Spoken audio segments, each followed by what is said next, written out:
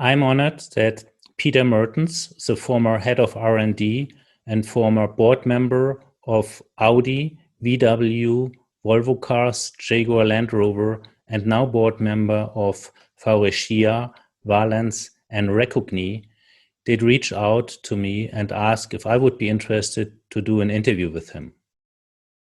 My answer has been clearly yes. Peter is a fascinating, interesting person, and I believe that he should get a platform in the social media where he can explain his story. I believe everybody has a story to tell, and in the automotive industry, there is a lot written and a lot talked about automotive executives, and I include myself in that group. Not everything that is published is pretty. And if you read my articles, you know that I have a strong opinion as well. This is the first interview, but I already have a request for a second interview from another automotive company.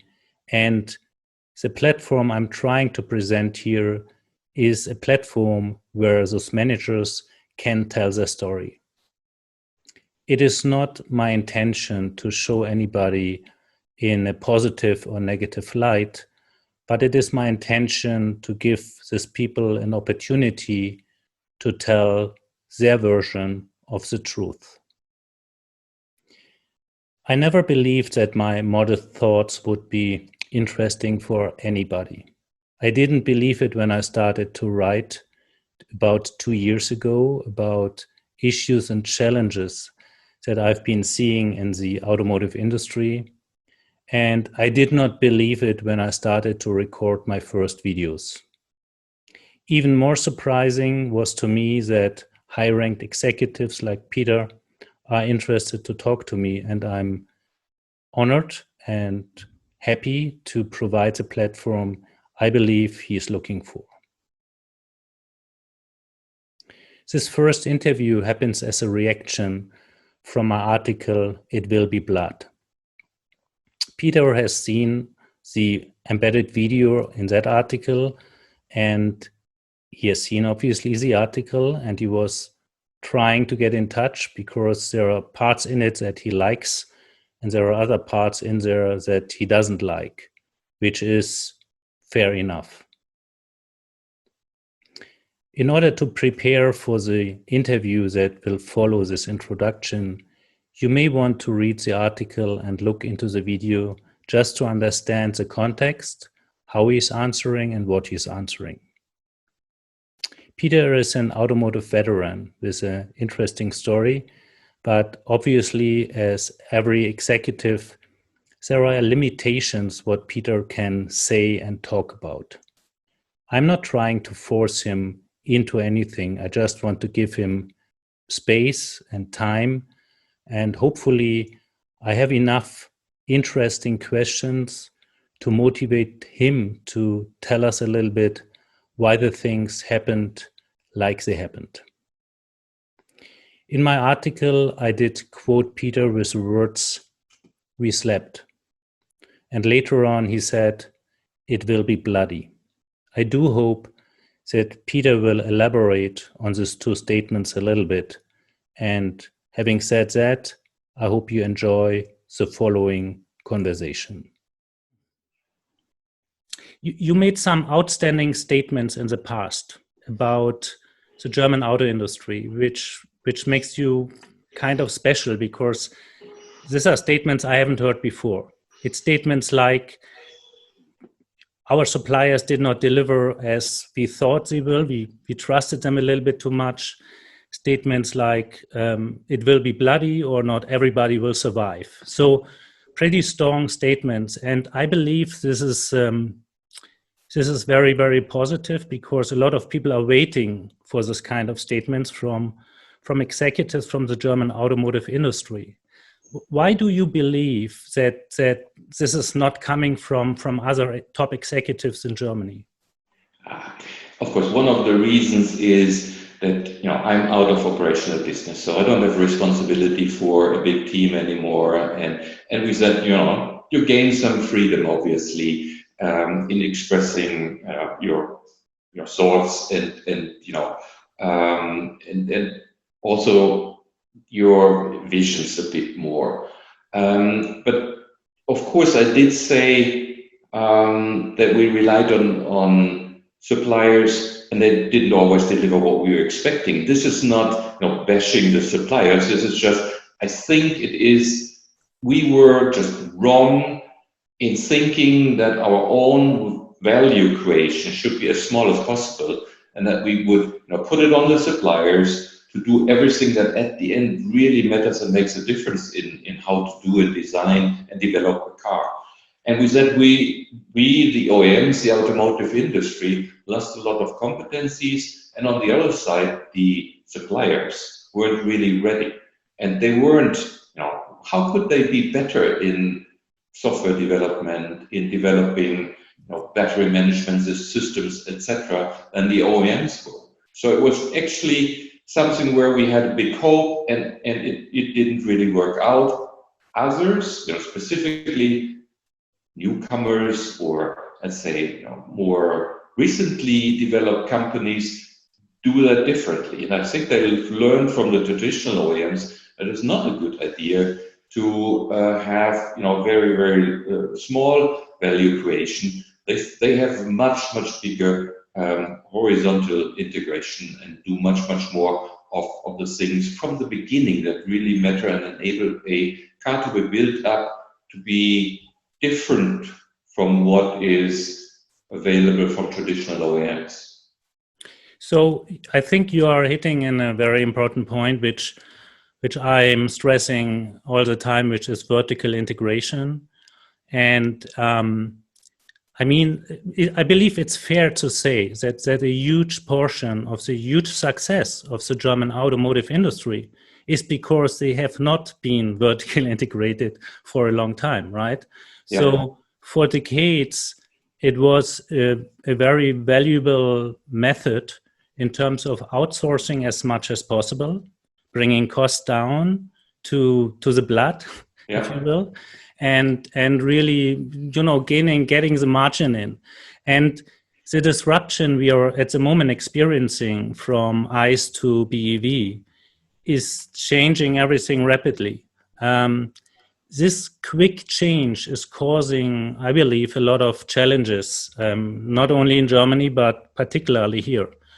And to be honest and to be fair, how could a OEM invent everything in 2-3 years?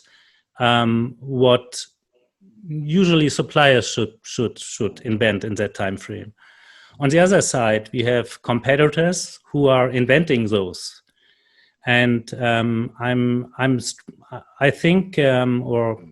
asking myself, if you look back at this time in terms of vertical integration specifically, would you have done something different at your time, for instance, with Audi, I think in 2017-18, if in the aftermath, if you look back? Sure. I mean, if you look back and regardless of where I've been, you would always look back and say there's good things and bad things. And of course, like every human, I made mistakes, and I was absolutely making also the mistakes on not having the kind of vertical integration, even in the Volvo times, which we should have had. And of course, I could now have a long story telling you why that was why it wasn't possible to do a much significantly higher vertical integration, etc.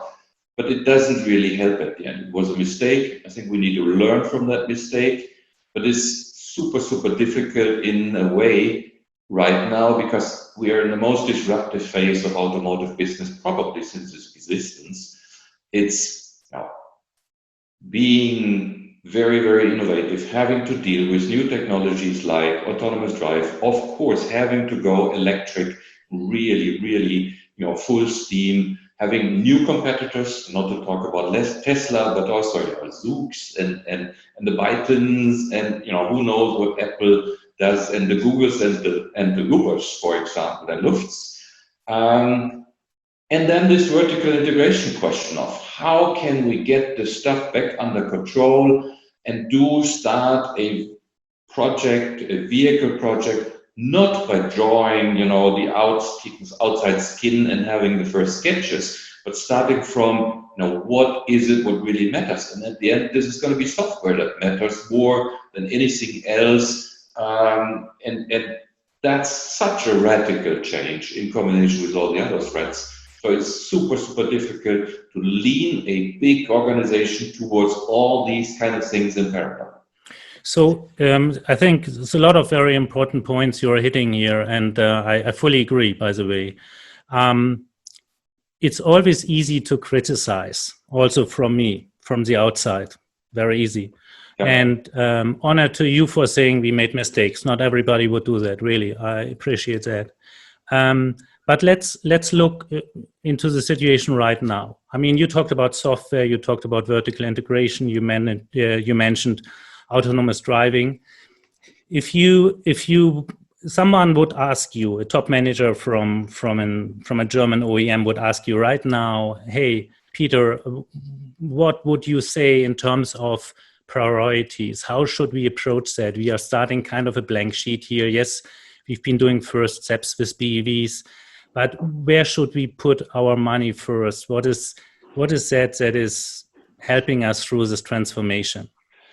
Yeah, it's a super good question, and it's like, unfortunately, the answer is you probably have to do a lot in parallel, and this is part of us not reacting quick enough, early enough. So that stacks up a lot of challenges in parallel, which we have to deal with. If you would start with a clean sheet of paper, you would obviously do lots of things different. First of all, you wouldn't have to worry about all the legacy products. I mean, if you look at the VW group with 10 million cars, 650,000 employees and their families, you can't just cut that off and say, now we're going to do things radically different, and we're going to send this 650,000 people home, and we're only going to do electric vehicles, and by the way, takes like 10 years, and then we're hopefully going to make money with it. Isn't that easy? So if you start a new generation of vehicles, it is less important whether it's going to be electric or combustion at the end. It's more, what do you really want to achieve with the vehicle? What does it really have to do instead of only driving and having certain horsepower and chassis performance? And again, I sound a bit like a broken record, but it is software. Once you start with the software, the vehicle ends different from once you don't start with software and start with, whatever kind of electric networks or design of the vehicle, etc. If you don't have over-the-air updates in your mind when you start the program, it's not going to happen later on. Yeah.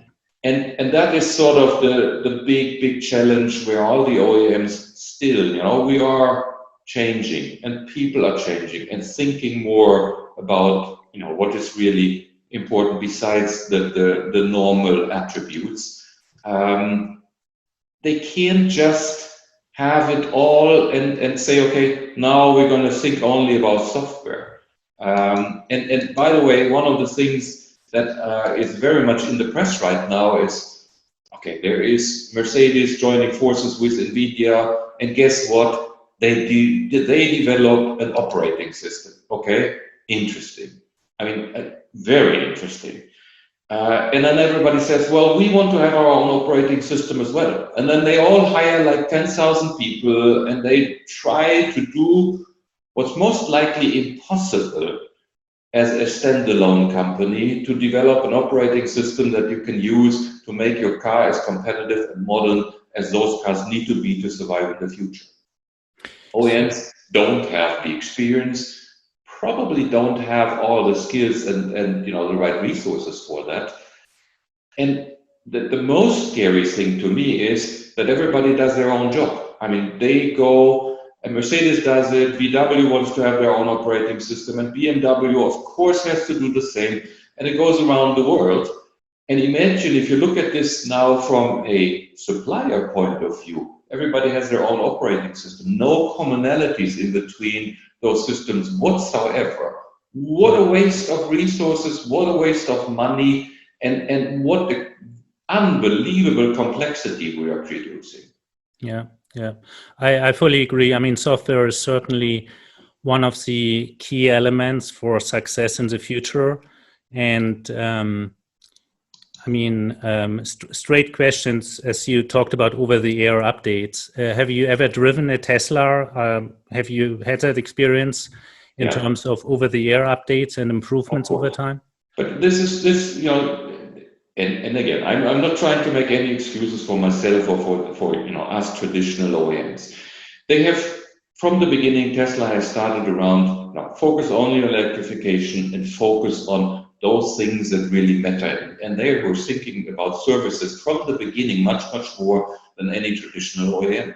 And of course, if you are software driven, you know that there is going to be updates, and all our smartphones get, every couple of days we're going to get updates. Some of them make it worse than it was before, but anyways. Yeah. And that was for them, it just, absolutely normal thinking. And from a OEM perspective, where say, no, we don't want that. We don't need that. We have this under control.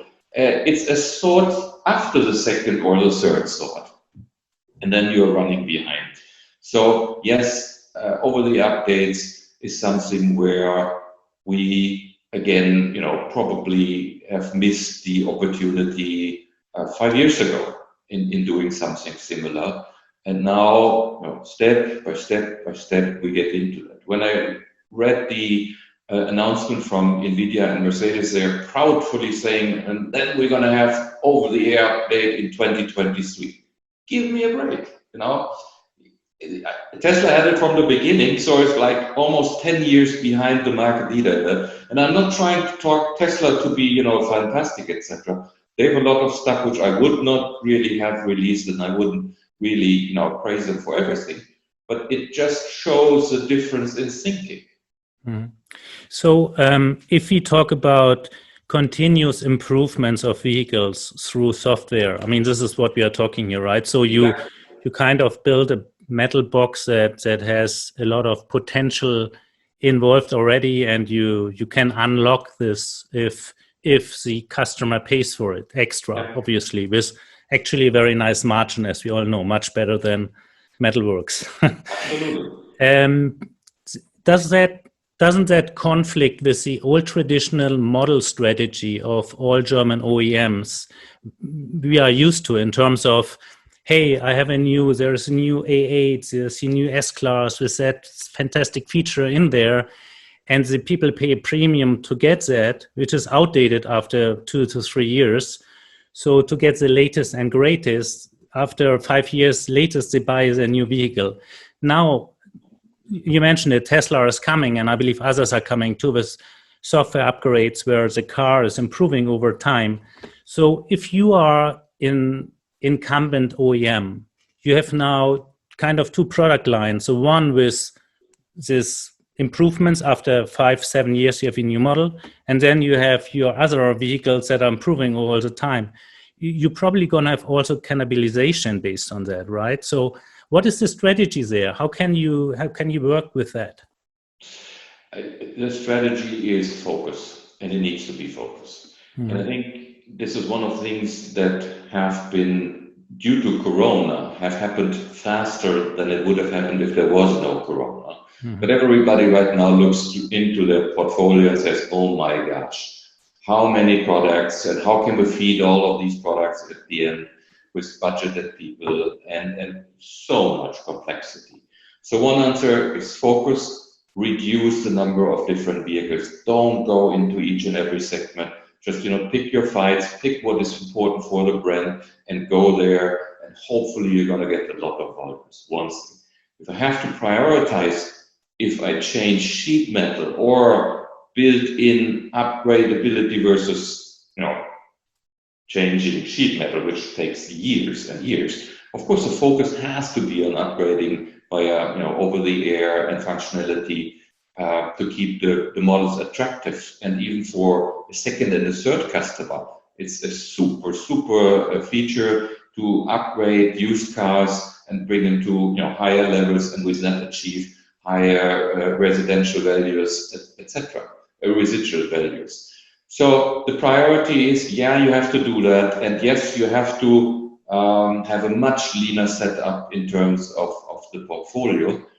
But there's one other reason why I think that the current and very traditional portfolio planning needs to be changed. Of course, if you are working for a premium OEM, you still believe, and there's probably a good portion of truth in it, that people are going to buy or lease cars and have private ownerships or business ownerships, but it's still sort of an ownership relationship towards your car, and that will maintain for quite some time. But there is new business models and ecosystems coming up, which at one point of time will be available almost everywhere, and that's going to be an opportunity and or a threat for the automotive industry. But what it means for the OEMs, already now is there's probably not so many all-round vehicles anymore. I mean, the E-Class or an Audi A6 or a BMW 5 Series is a typical, all-purpose vehicle, and it's really bright and broad and a lot of customers, etc. I think that in future, these kind of product definitions will be much more on the use case, less on segmentations like C, D segment, D segment, A, B segment, etc., but on the use cases of, will it be in the cities, will it be a commute vehicle, will it be, whatever kind of transportation, and those cars are going to look completely different to what we have today. Because ride sharing, car sharing, all of that is going to happen. And that means I might even not own my own vehicle, I just buy mobility. And if I want to drive inside of the cities from A to B, I wouldn't order or buy a, whatever mid-size car, but a shuttle that is perfectly suitable for inner cities. If I have to commute, I want a car which is bigger, obviously with a completely different interior, which makes me, much more relaxed. I can work or can sleep or whatever, and then the car is commuting me. So what I'm saying is very, very much on the use case oriented vehicles will take over from the traditional segmentation we have today. So those three effects actually are, actually joining and coming together here. So I think one part that probably plays into it is autonomous driving. And when you left Audi, and I want to congratulate you for fighting against a really bad disease. So you left Audi to win that fight, and you won. Congrats. Thank you. So after you had victory, you said to yourself, I guess, hey, what I'm doing with my life now, and then you started with Recogni and you started with Valenz, to startup companies, and I've been looking into Recogni a little bit, and I find it extremely exciting what they are doing, to be honest.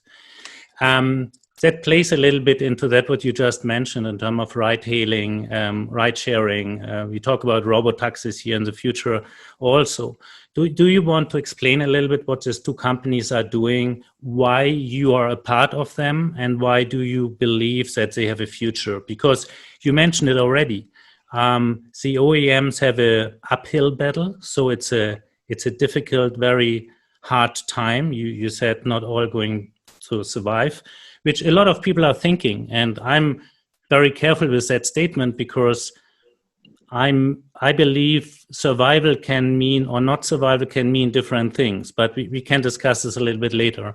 So maybe we dig a little bit into Recogni and Valenz and what you think is going to happen in the world of autonomy and robotaxis and all of that. Absolutely. Happy to do so. Quickly, after I was fighting cancer, and it looks like at least for the time being, I'm over the hump and healthy, very healthy and full of energy, I decided to not go back into any operational business. Sorry if I interrupt right here, because the question I have is, I know that Herbert Diess was kind of giving you very, very kind words in terms of, hey, you're always welcome. and you still said, no, I don't do that again. I go a different path. What has been your motivation there? And I have to be saying really grateful to have it. And he was, very, very open and generous, saying, Peter, come back whenever you're ready. And we're waiting for you, and we're going to have the slot, and you're going to be the head of engineering, and maybe even more than that. I said, no, Herbert, I have to make a cut here. And I think I have to really focus and concentrate on myself, on me and my family, and getting back healthy. It was, I saw that more like a warning. Okay, enough is enough. Your body tells you, stop it. Do something else, change your life towards other priorities. And that is why I said, no, Herbert, I'm not going to do that. I have to quit, and I will quit, and I will focus my life around others. But I was also very clear, I didn't want to sit at home and, watch TV or whatsoever, or, other hobbies. So I thought that supporting startups, being a business angel, taking seats in supervisory boards of interesting companies was what I decided to do, because first of all, I have a pretty good network, I have quite some experience, and I can help companies with experience and with a network. And I also thought about companies that are having more than just a certain mission or whatever. I was really, really carefully picking the companies I wanted to engage myself in. That's why I accepted a board seat at Faurecia, the only supplier worldwide that can do a complete interior. Super, super interesting and important for future cars. Much, much more than this today, because cars, when they are autonomous, interior is so much more important than anything else. That was one of the decisions I took. Then I came across Recogni, and I said, okay, wow, these guys are completely crazy. I mean, what they try to achieve is almost impossible. But if they could achieve it, it's really going to be a breakthrough in terms of vision processing, in enabling autonomous drive in a way that nobody has ever thought it was possible. And then I met the guys and I said, they can do it. And guess what? I mean, with proof of concept right now, they will deliver. And then comes Valenz. If you have sensors and vision, and you have an electric architecture that, for example, is based on one central or zone, maybe two zone central compute systems, you need super, super high speed, zero failure, no latency communication. And that is what Valenz is really, really good at. And now I've joined the board and invested in the company is the Next Mobility Labs, where we are working on new ecosystems for batteries, not only for automotive batteries, but also for automotive batteries, to be able to really monitor the state of health of batteries and have a marketplace for second life, third life, refurbish, recycle, etc. So long story short, all I was trying to do was focus around the car of the future. And this is going to be autonomously driven, it's going to be electric, and it's going to be highly connected, and that's why, and interior is super important. Yeah. So that sounds like a very clear defined strategy on your side in terms of, hey, if I look at the map, the existing incumbent automakers gonna need to have system solutions, so out of one hand that they can still kind of plug and play and use, and versus developing everything on their own. So because time is running, and I understand that, and I think that makes sense. But let's go back to autonomous driving. And you certainly heard the stories. You know this better than I do about Audi, the A8, and the traffic assist that was kind of stopped for the A8 beginning of this year. And we had a UNECE regulation agreement just a few days ago where some 50 plus 60 states or so, the European Union involved, Germany involved, are approving a first, what I call a very baby step in terms of 60 kilometers per hour on a Autobahn-like a road, which is at least a step. It's a baby step, but it's a step. So the question I have to you is, do you believe autonomous driving level 4, let's talk about level 4 maybe, just to get a picture here, is going to happen in the next years? Yes, I think yes, but you have to differentiate in different, actually, again, use cases. If you look at customer cars, again, there is this example of, you mentioned the A8 or cars like that. What is the value for a customer and what is the customer willing to pay for it? And there is obviously a big value for being able on highways, etc., to up to a certain speed, not really having to worry about the car to drive. And I think that's going to happen, but it's going to be rather slow because OEMs and suppliers are slow, and there's also a long certification process. You know that in Europe, you have to go through certification with the authorities. In the US, you do self-certification, and if things happen which are bad, then you have to defend your case at the end. I would probably not expect that to be actually the pacemakers. The pacemakers are others. It's very obvious that there is two big ecosystems which depend on autonomous drive, which is ride-hailing. I mean, the Ubers and the Lyfts of the world and the Waymos only going to have a business case and stop burning billions per quarter if they don't have to pay the drivers anymore. So the only way of becoming and getting profitable is via autonomous drive. It's going to be in limited city areas. It's going to be with low speed first. It's going to be really, carefully detailed maps, etc., available. But it's going to grow because this is a question of survival for those companies. Those companies are very much coming from the software side, and they have a lot of money, and they go faster than traditional OEMs. Mm-hmm. But there's one other big area where I believe that autonomy will play an important role. That's trucks.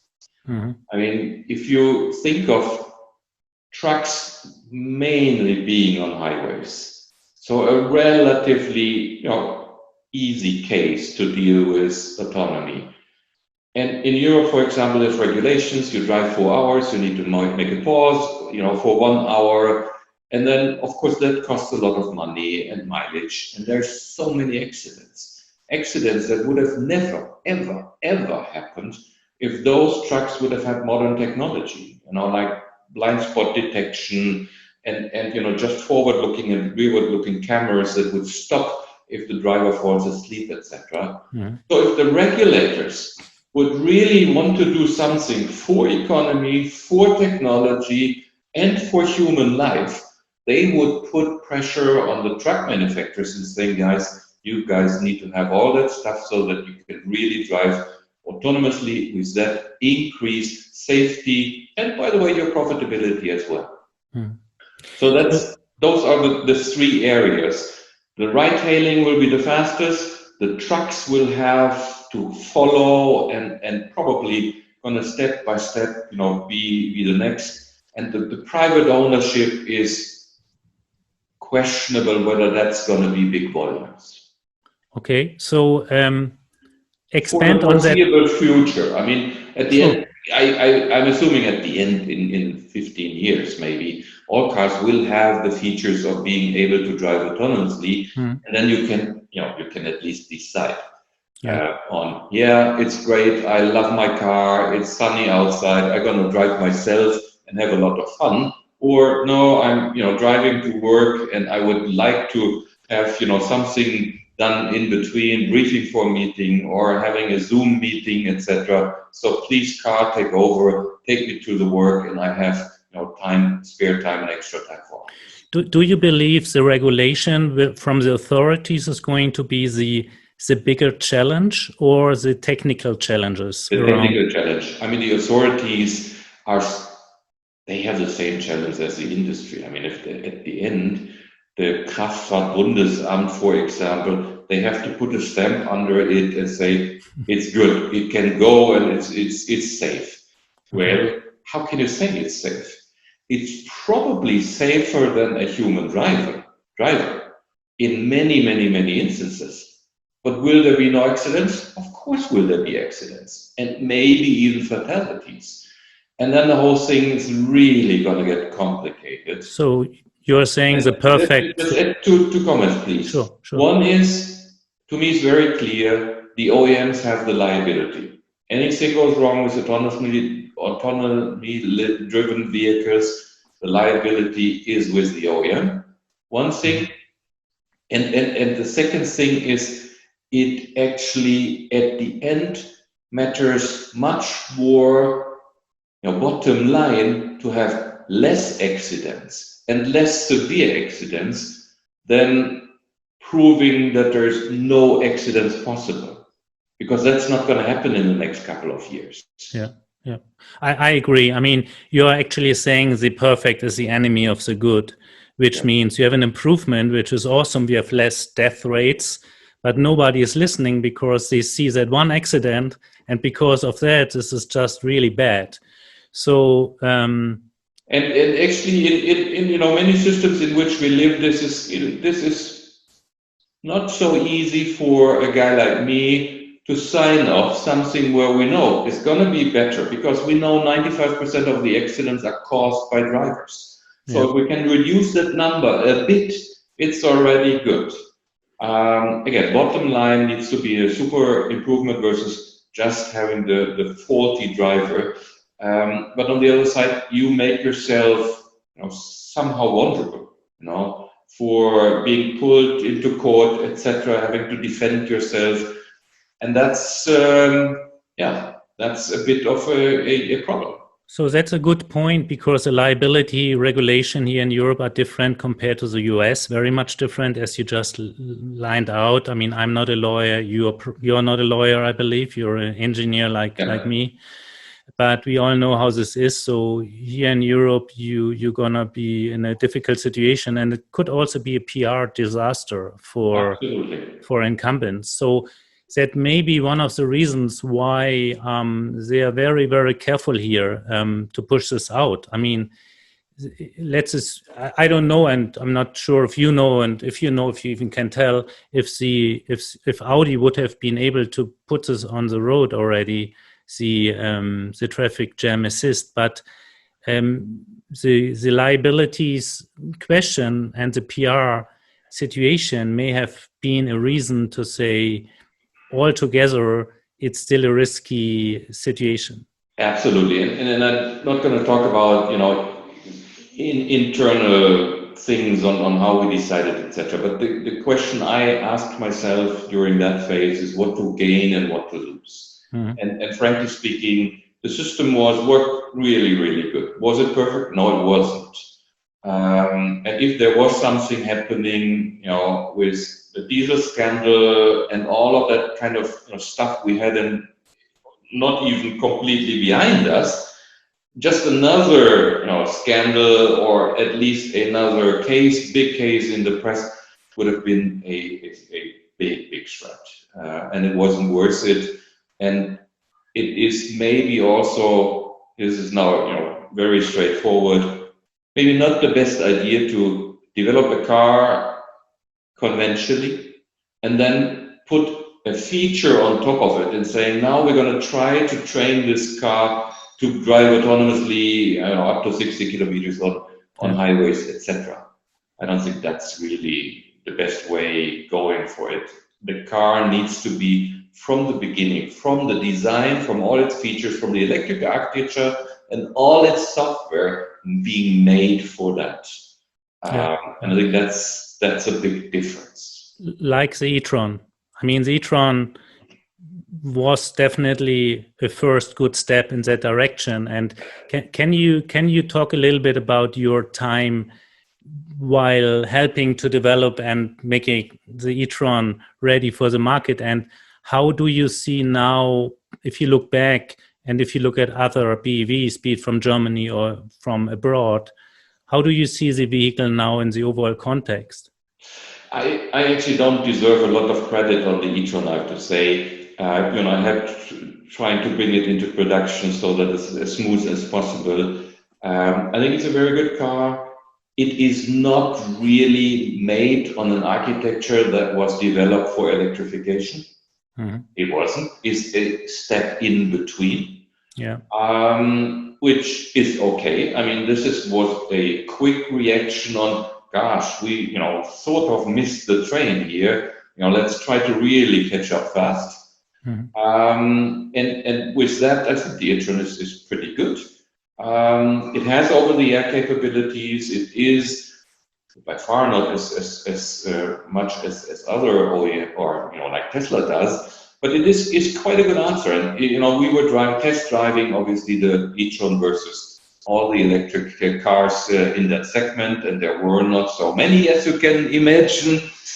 And that was actually, it looked pretty good. It's quite a competitive vehicle. Well, if you look at the numbers, I think it's like 10,000 or whatever were sold over the course of this year.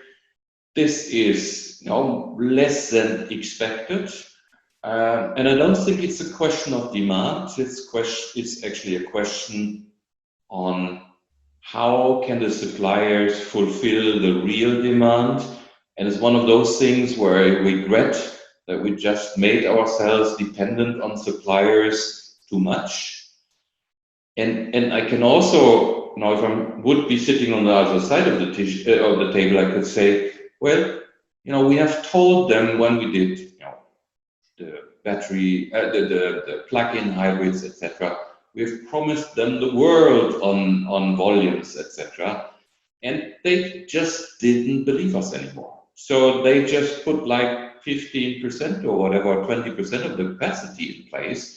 And then they put all the OEMs like Jaguar Land Rover, Audi and Porsche and Mercedes in the same plant. And guess what? Volumes don't work out. Yeah. And that's a big thing. Is that the ultimate best ever developed car? No, it's not. But I think it's very, very good looking and a very nice car to drive. And very much for daily use, and also a much better car than the Tesla X Model X. I think is substandard versus the e-tron. You mean in terms of quality, build quality? In terms of quality, in terms of daily use, in terms of winter usage, in terms of doors that really open and close, and kind of all those kind of things. And we actually, if you ever drive a Model X in winter, you better be prepared with hand gloves and kind of winter clothes. It's not heating up, it's not cleaning the windows, etc. Is this what Tesla drivers are making the difference for? No, they say it doesn't matter. They don't obviously care about that. They care about the driving performance. They maybe care about the Gullwing, doors, etc. And they love it, and that's fine. I have nothing to complain versus them and that. The e-tron is a different car. It's meant to be a little bit more conservative, little less driving fun and performance, but a super good, well balanced vehicle. Mm-hmm. Okay, fair enough. I think I would have to say something about your statements, but it's not. Do that. Please. No, sure. I'm not holding back because I don't dare to. It's more I want to use the time we have for other topics, I believe, which are more valuable. I agree actually with you that there are certain areas in terms of quality where definitely Tesla are still learning. I believe. But to be honest, also, I'm not finger pointing at all on that kind of stuff. And again, if you see their experience, and they're really a young company with, not having gone through, what does Elon say, production hell or whatever. They did well, and I and my colleagues, we were never ever joking or laughing when they were having so many problems in launching Model 3. We knew, at one point of time they get it done. It's just routine that comes into play, and this is nothing which will be a advantage of the traditional OEMs versus Tesla. It was for years painted like that, and you obviously didn't buy that, and I didn't neither. I just can say, being a Tesla driver, it's the best car I've ever had, and I'm a German, So, but beside of that, I think there are coming capabilities within these vehicles that you just don't see in the market anywhere, which makes a strong difference. It's really fun to drive. I'm convinced the e-tron is fun to drive as well. I haven't had the pleasure yet, but for certain. And I also have to say, so I'm talking from time to time to automotive managers in Germany, bumping into them, or they ask for a call or something, and we discuss from different OEMs, actually from almost all. One is missing, but almost all. And what I hear is a very positive recognition of what Tesla has achieved. Yeah. So everybody's admitting that this is just very special, and I think this is the right way to look at it. The media is doing this differently. We all know how the media works sometimes, but it's good to hear your position on that. We have a lot of respect for what Elon and the team has done, and I have people that have been working for me join Tesla, and I'm still friends with them, and we talk every once in a while. So there's lots of good things, and let's leave it there. And then some people like Tesla because of just their aggressive focus on things that people love, and others love other stuff. There is a market for all of us, but again, Tesla has been a snow patrol for electromobility and for focus on software. I mean, those guys did the things from a different angle. We said that before. Otherwise, updates on like range of the electric vehicle, etc., wouldn't have been possible. Yeah, I think I agree to that as well. So if we discussed before a little bit about shortages in terms of supply. You mentioned that the e-tron could have selling better if supply, and it's not a secret. I mean, we all know that there's been battery supply shortages. Allocation went to Porsche and not to Audi lately, and all of that. So, and maybe it's a planning issue. And you just described actually the situation Tesla has been in the beginning of their business, where they went to LG Chem and to CATL and been asking for volumes, and they've said, okay, there's a row. You stand at the end because we don't believe in your numbers in terms of units sold and produced. Now it's different. Tesla are standing at front and getting all the volumes, I believe, or a lot of volumes. Although they have a different technology anyways. I mean, they are not really competing in a way with the cells the traditional OEMs are using for good or bad reasons, and it's it's probably even explainable. But they have their own, and that's good. I don't think that they are so advanced on the pure battery technology and chemistry. They're super advanced on the management of those cells and energy, and you can see that, for example, they are draining batteries much deeper than we would ever dare to. They have stock levels of 98%, where we would be rather very uncomfortable with stock levels of 98% because of the fear of quality issues later on in the field. And they don't have any big quality issues. that shows their 15 years of experience with managing electrification and batteries. So there's been interesting announcements lately from, so let's talk batteries now. And you talked about pouch cells, I believe, and the cylindric cells. Prismatic cells. Yeah, prismatic cells, and the cylindric as well and stuff. And I believe right now what Tesla is doing, only Rivian has thought about that approach as well. Even Elon Musk was recommending not to do that to other OEMs, because you have a lot of growing pain and a lot of challenges you wouldn't have with pouch cells.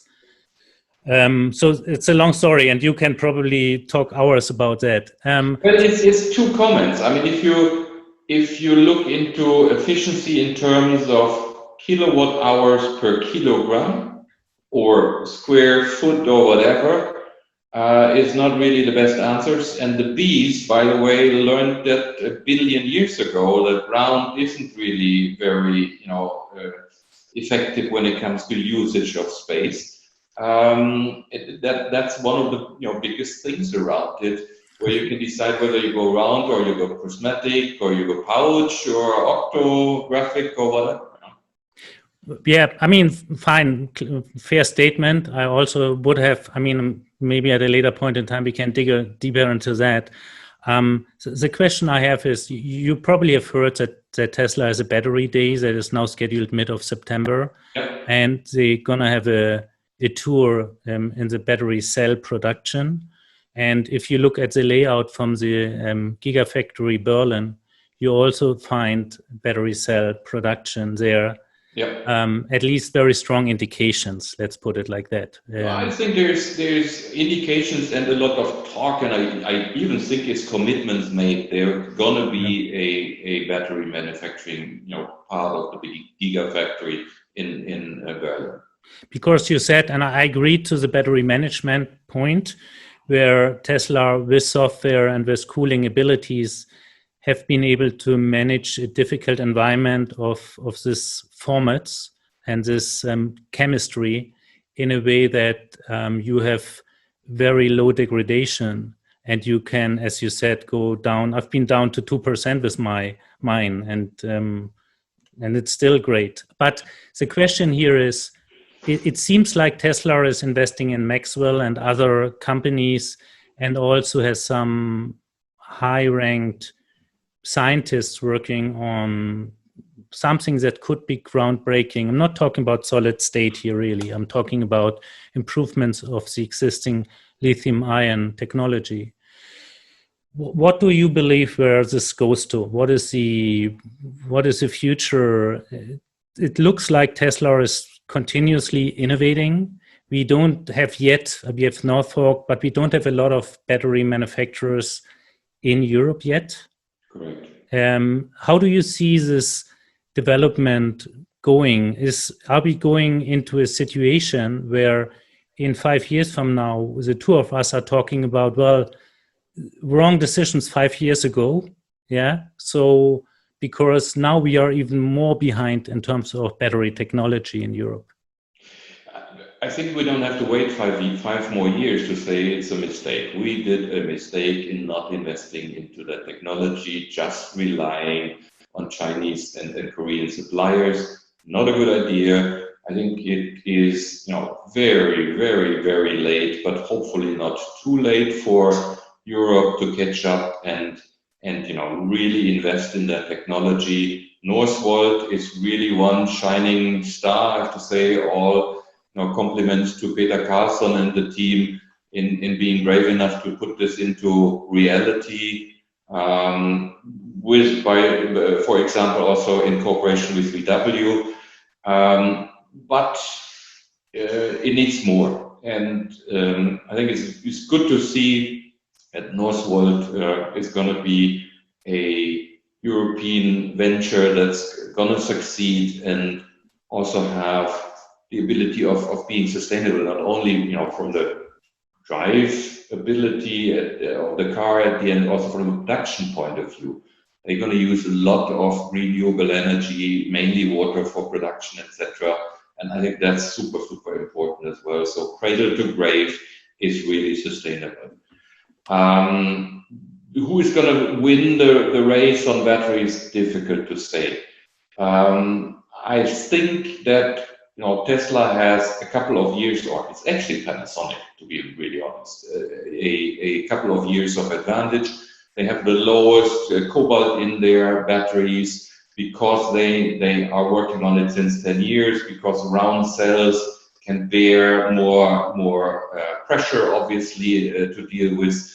And it's going to be a question on, are we able to catch up or not? But we can't give up on it. I mean, this is really something where I think that government also is fine to put a couple of billion into the market and say, build consortia and go for it. This is not going to make the difference. I think we are still much too hesitant in really wanting to invest big time and I mean really big money. So are you saying the German OEMs should build their own battery gigafactories? I'm saying wouldn't it be great, and now I'm putting my European hat on, wouldn't it be great if there was a European initiative that we, in Europe, bundle our resources, expertise, and put in a lot of money to catch up and be back in the game.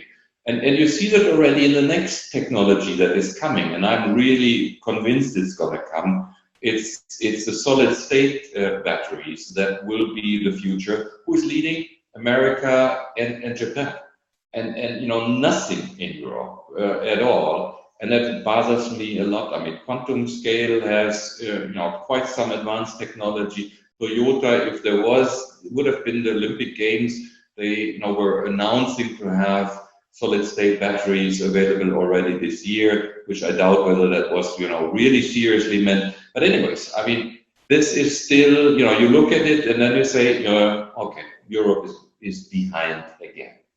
So in terms of corporations, if we make a step back, last year in terms of operating system and autonomous driving, Audi wanted to partner with Mercedes and Mercedes with VW and talk to BMW in parallel about software.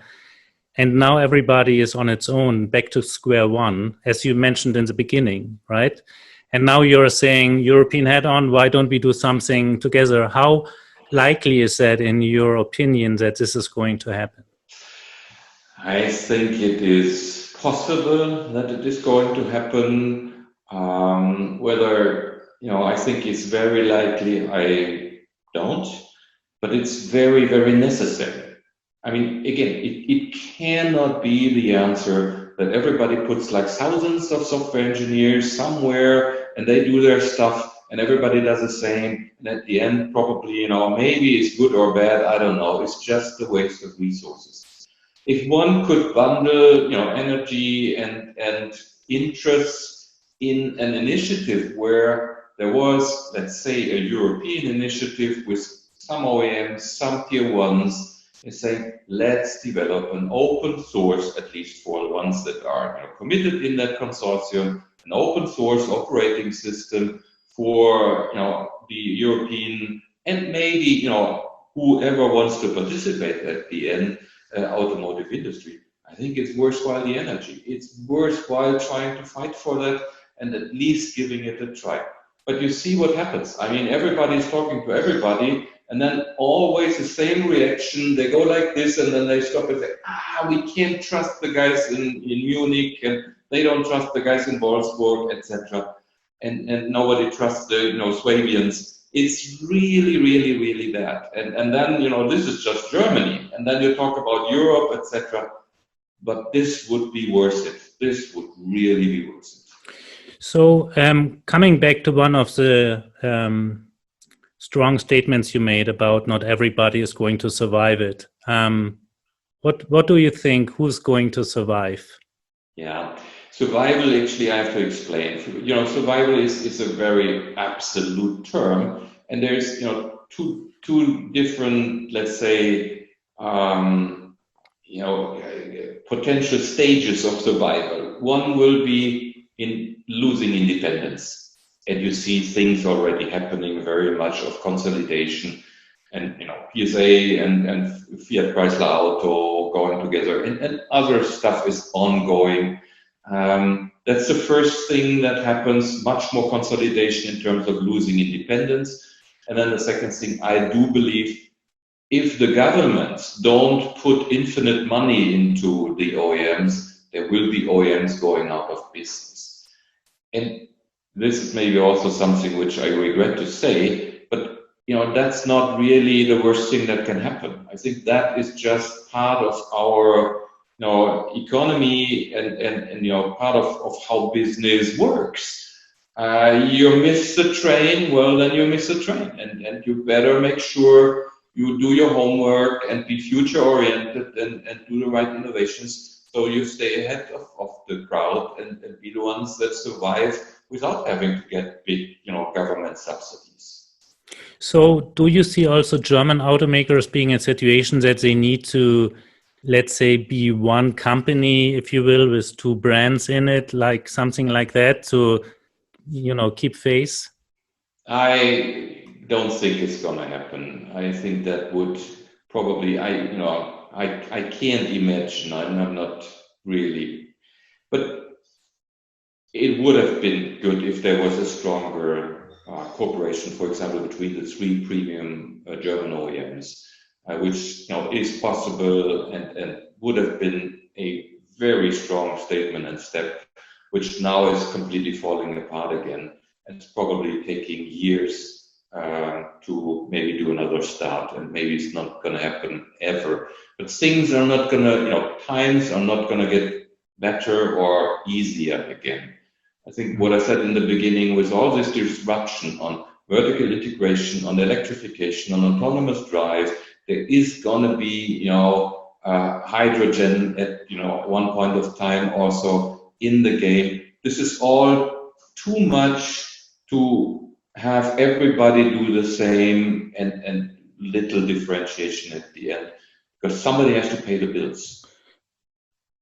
I agree. That's absolutely true.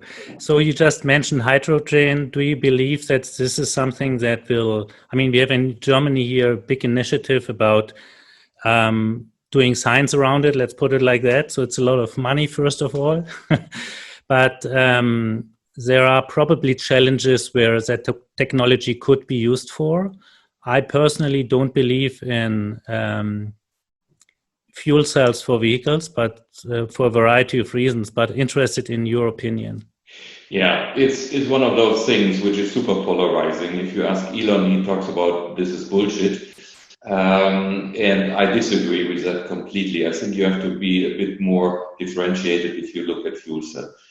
Pure fuel cell, I don't believe in for passenger cars either. I think that the first applications of fuel cells is going to be again in trucks, where this makes a lot of sense in terms of range and weight and all of that.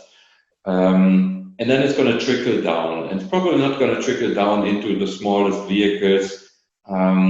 I do believe that huge SUVs like 3.5 tons, 800 kilograms of battery doesn't really make a lot of sense. That's probably one of the first areas where I would expect fuel cells to become a game changer in passenger cars. In total, I believe very heavy vehicles and expensive vehicles are probably going to go more into fuel cells, and smaller vehicles, I guess we have to all agree and accept that ranges will have to be shorter than what we are all wanting to have today, because it's not needed. It just drives additional battery and additional weight, and weight drives weight. So if we could get away from this range fetish to, what do you really need in smaller cars, would make the business case better and would make the cars lighter, and the whole thing would make a lot of more sense. And the heavier the car gets, the less I believe in electrification. So we've seen pure electrification. I'm talking about range extender. Have a smaller battery, have an electric motor, obviously, and a small stack, fuel cell stack that is then feeding the battery. So we've seen in the last year a lot of improvement in terms of cell technology. Ranges are increasing, and there's a step difference in between that what Tesla is offering with 402 miles now for the Model S official range, and others which are just far behind. Also efficiency, and we haven't talked about charging, which also plays into that. It looks like that the improvement in technology and battery technology is continuously going. It's not stopping. So it's like every year we have more range, more efficiency, and better abilities. When you're saying right now, I would see for 3.5 tons SUV hydrogen as an option. Are you saying this for the day-to-day, or are you saying this also going to be in 5 years the case? No, in 5 years, of course. Today, actually, there's no solution for hydrogen vehicles that really makes a lot of sense in terms of mass production. Completely agree. It's not there, and it will take more time. And you know the challenges. Of course, it's the cost of the stack. It's, you put lots of energy to produce hydrogen. It's actually more energy you put in than you get out once you have it in the vehicle.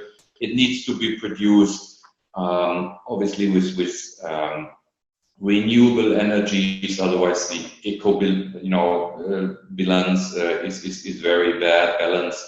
And it has 3,500 bars of pressure inside of the tanks.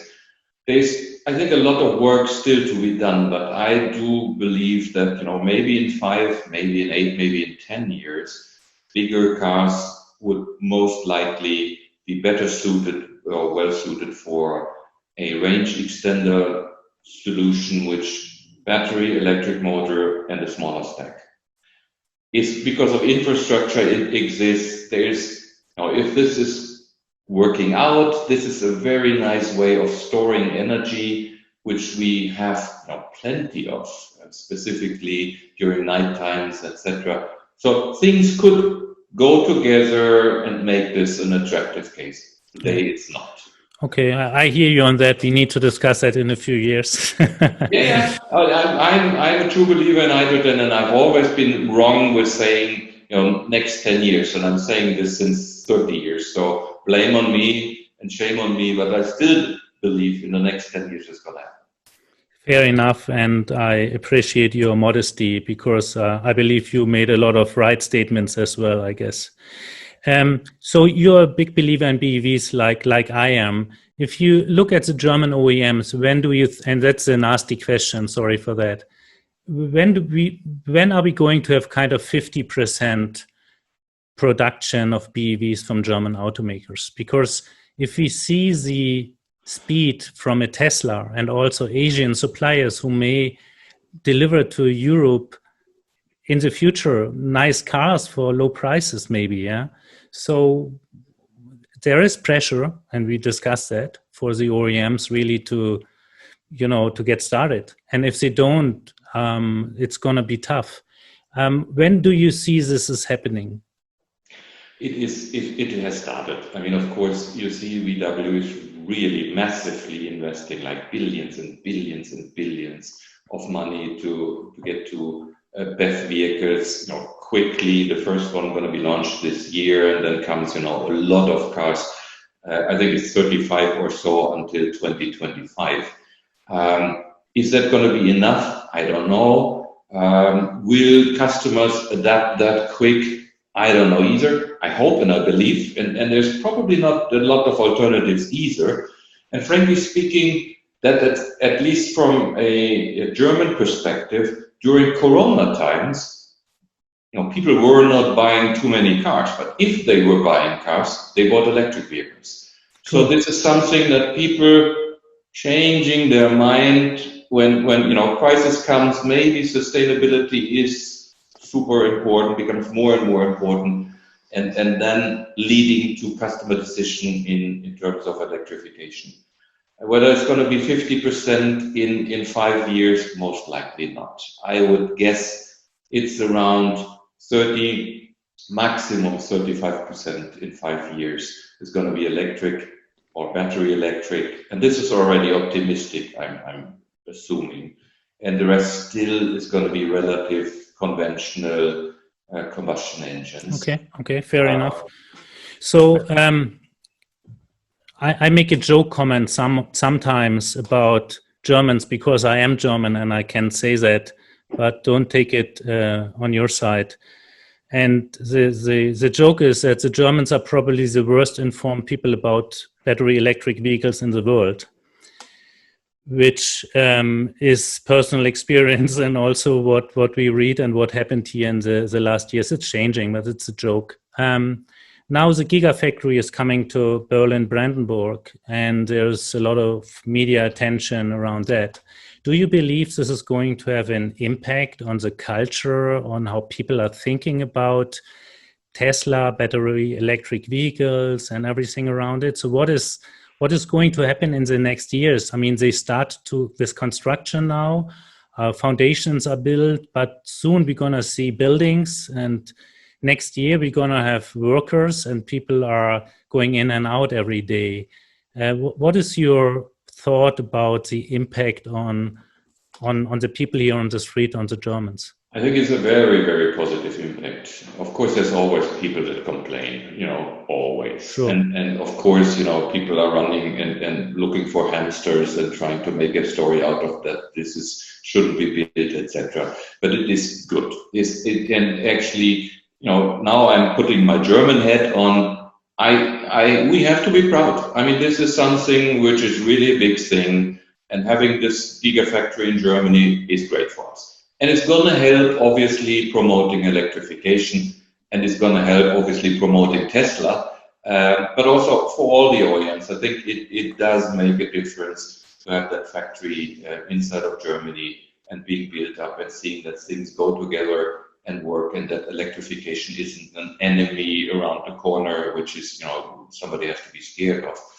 But, one comment on the joke you made on that the Germans are the most uneducated on electrification.